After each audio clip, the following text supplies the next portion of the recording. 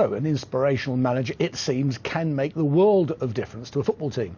But what about business? Well, Sir Terry Leahy had a glorious run as the boss of Tesco between 1997 and March last year. His successor, Philip Clarke, hasn't been so successful. He's presided over the company's first fall in UK profits in 20 years, and the share price is down by 20% since he took over. In high finance, John Varley stepped down from the top job at Barclays in January 2011. Hotshot investment banker Bob Diamond took over, only to see the bank vilified in the press and its shares fall by almost a quarter. And in September 2010, when the highly rated Sir John Rose left Rolls-Royce after 14 years at the helm, many predicted trouble. But his replacement, John Rishton, has proved his doubters wrong, and the share price has gone up by nearly 50%. Well, joining me now is Chris Roebuck, who's a Professor of Transformational Leadership at Cass Business School in London. Nice to see you again, Chris. Hi. Thanks for coming in.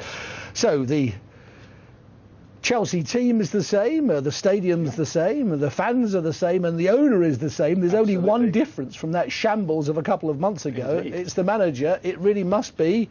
It must be him. It is the manager, and this is what happens in business as well. If you have the right person in the right place at the right time that is creating the right inspiration and the right focus of effort, then that actually makes all the difference. And what this is clearly about is exactly the same as an organisation or a team in an organisation. Do you have somebody who can make the people want to give maximum effort? And then can you align that maximum effort on what needs to be done? And certainly you need to think about the future, but in relation to football and in relation to many parts of business, the operational parts of business, it's about doing what needs to be done now well. Now, on that very point, Frank Lampard, the Chelsea player, said to the press last night he felt that the previous manager, Villas-Boas, had worried too much about the future. He was a young manager, he was taking a 5-year view, and he kind of forgot that there's a game today and next week and the week after. He'd taken his eye off the ball right now. And is that a common problem in business? Absolutely common problem. You tend to get two groups of people in business, both at CEO level and at operational line manager level. The people that are thinking about purely the here and now, let's get this done, the future will take care of itself.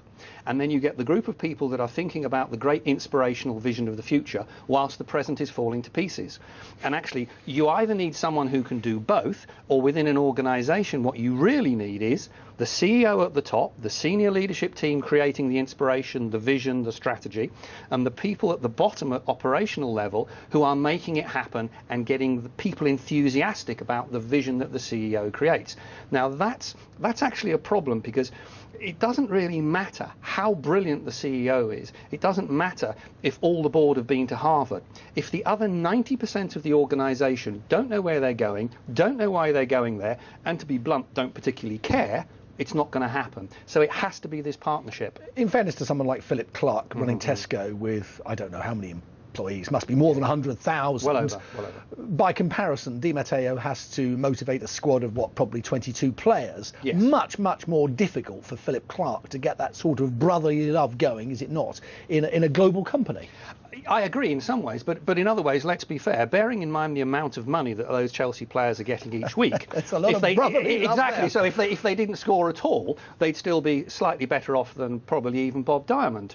But going to the organisational side of it, the CEO's role sometimes is overestimated by CEOs. If you look at all the research, what it's saying is that if an organisation is just ticking along, actually the CEO counts for about 5% of the employee's decision to give high performance.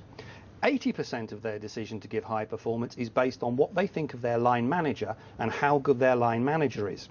So that goes to my point about the CEO can be absolutely brilliant, but if you have a bunch of line managers who aren't really focused on what needs doing, you have a problem. And the secret is to have both, because at the next level of performance that I call Mach 1, where what's happening is people are really wanting to work for that organisation, what's happening there is that the CEO is creating an environment where everyone else can perform at their best.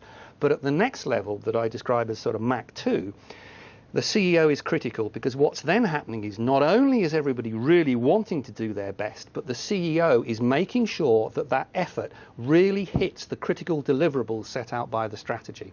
And that's the great partnership that you have to have between your CEO and line managers and leaders at all levels. Otherwise, it just doesn't work. And very briefly, Chris, we're running out of time. Can you think of any Di Matteos in business? People have turned up at companies and bingo.